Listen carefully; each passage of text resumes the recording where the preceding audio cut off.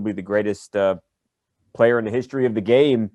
I guess, first of all, why don't you tell Americans just how big of a star Maradona was?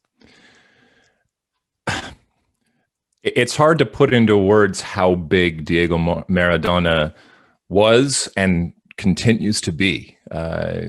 You say his name, and it elicits awe and reverence and debate. I mean, look, you're talking about a player, arguably the greatest player in the world, that was equal parts saint, sinner, hero, villain, beauty, beast, God, devil. He was all of these things, but he was first and foremost and always a legend. From the very first moment that you set eyes on him, whenever that was, you knew immediately that you were seeing something special and that you were seeing a legend. And he demanded our attention.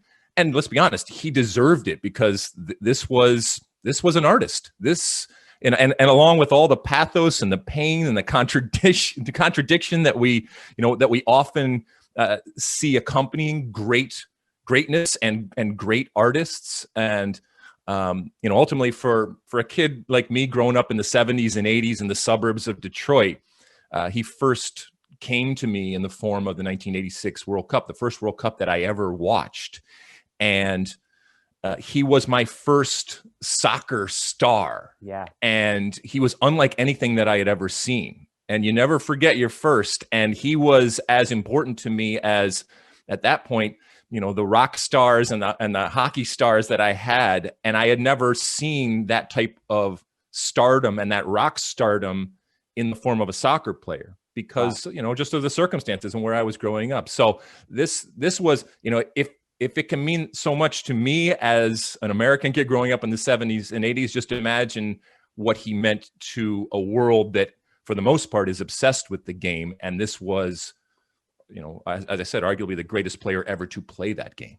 Was there a story and interaction over the years, Alexi? Anything that stands out that you two had? Anything like that that you could share?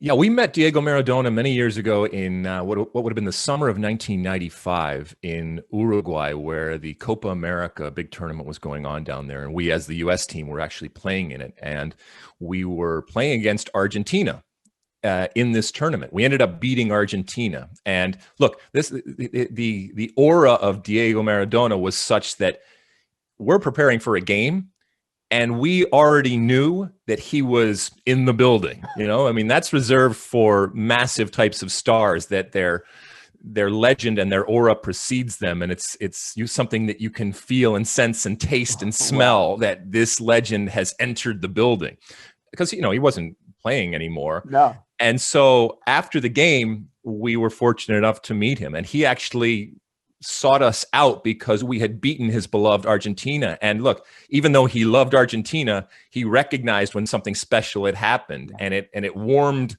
his heart that something like that could happen, even against his own home team. Wow. And it was wonderful, because look, while he was a larger than life personality, he was diminutive. This is a small type of guy, and yet he cut a wide swath. And I'll never forget seeing him, well, not seeing him, but recognizing that he was coming towards us in this huge crowded type of room, and just the parting of the seas without actually seeing him. But you knew something great was coming towards you just by the way that the seas parted, and they let this legend and this king pass through, and then obviously come over and meet us. So that was cool. You recognize when those things happen that you are in the presence of greatness, and you feel it, and you could feel it then. And